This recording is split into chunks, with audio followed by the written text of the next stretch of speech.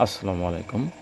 আমরা নদী বাঁচাও আন্দোলন শুরু করেছিলাম আমাদের মানচিত্র রক্ষা করার স্বার্থে। আমাদের গ্রামটা যে বিলীন হয়ে যাচ্ছে সেটা ঠিকাদারি গাফিলতির কারণে এই বিষয়টা তুলে ধরার জন্য আমরা আন্দোলনটা শুরু করি।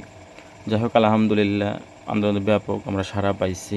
সবাই সাপোর্ট করছে, প্রশাসন থেকে শুরু করে সকল শ্রেণীর পেশার মানুষ আমাদের সাপোর্ট করছে।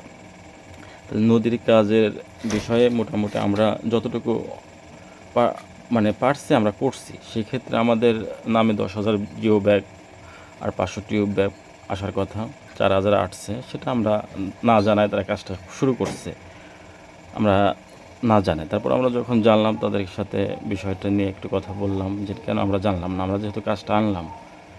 সেক্ষেত্রে আরও 6,000 আরও 500 টিউব ব্যাগ আছে। সেটা আমরা পানি উন্নয়ন বোর্ডের উচ্চপদস্থ কর্মকর্তা প্রায়ই বদলি হয়ে গেছে, নতুন যারা আইছে তাদের সাথে সময় লাগতেছে, হয়তো মনে করেন যে বসতে অফিসে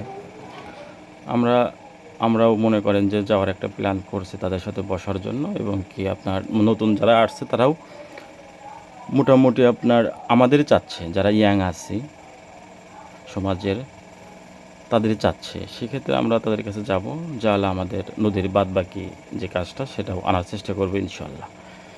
তো এখন এই কাজের স্বার্থে আসলে হলো আপনার এই যে আমাদের অফ দ্য বারটা যেন হচ্ছে পাঁচিল বাজার থেকে ইনায়তপুর পর্যন্ত যে কাজটা করতেছে, যেভাবে ওনারা কাজটা শুরু করছে, এখন এটা এরকম একটা মেন রাস্তায় কাজ করাটা আপনার বিকল্প একটা রাস্তা চলাচলের জন্য রাস্তা রাখা দরকার। এখানে ইনায়তপুর একটা হাসপাতাল, ওইখানে অনেক শিক্ষা প্রতিষ্ঠান আছে, ব্যবসার দিক থেকে তারা অনেক এগিয়ে, আমাদের সাথে তাদের একটা ব্যবসায়িক সম্পর্ক আছে। তাহলে এই স্কুলের ছাত্রছাত্রীগুলো হাসপাতালে রুগী, ব্যবসায়ী মালামাল আনা, এইদিকে খুবই কষ্ট হয়ে যাচ্ছে। আচ্ছা যাই হোক, তার বিকল্প রাস্তা পান, এটা আমাদের সাথে একটা অন্যায় করছে। অন্যায় করার পর তারা আবার সেই রাস্তাটা এখন চলাচলীয় অনুপযোগী, তারা কাজ করার পরিবর্তে আকাশটা বেশি করে থিয়ে দিচ্ছে রাস্তায়। আমরা এখন এইখানে যাইতেই পারতেছি না। তো এখন আমাদের এর আগে আমরা একটা ওই অনুষ্ঠানের সময় তারা একটা অর্ডার দিয়েছিল 15 দিন মধ্যে কাজটা চলাচলের উপযোগী করবে।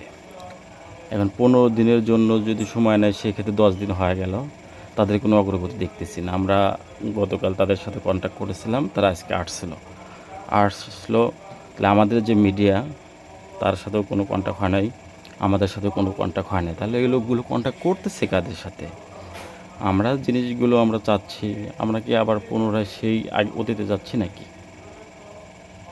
এর জন্য মনে করেন যে আমরা চাচ্ছি এই রাস্তার কাজটা নিয়েও আবার নতুন করে ভাবার জন্য সবাইকে, কেন আমাদের সাথে এরকম অন্যায় হচ্ছে? অন্যায়টা করতেছে কে? ঠিকাদার করতেছে, বা কারো তো একটা গাফিলতি আছে, সেটা কে? আমরা এটা জানার চেষ্টা করতেছি। আর আমার বিশ্বাস আপনাদের সহযোগিতা পেলে যত বাধাই আসুক বা যাই হোক, আমরা আগাতে পারবো ইনশাআল্লাহ। আশা করি আপনারা আমাদের সাপোর্ট করবেন। ধন্যবাদ। আসসালামু আলাইকুম।